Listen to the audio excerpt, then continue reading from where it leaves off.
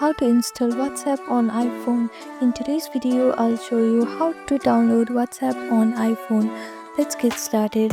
First, open up App Store, click on search bar and type in App Store. Now you can see the search icon on the bottom right corner. Click on it and here on the search bar type in WhatsApp and click search. Scroll down a little bit until you see this WhatsApp Messenger option. Click on this logo.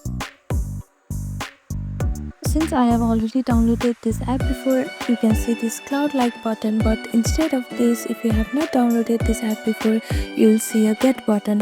Simply click on get button.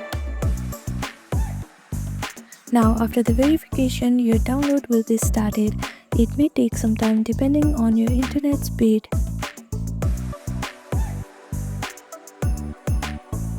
After your download is completed, you can see open button like this. Click on open to use WhatsApp on iPhone.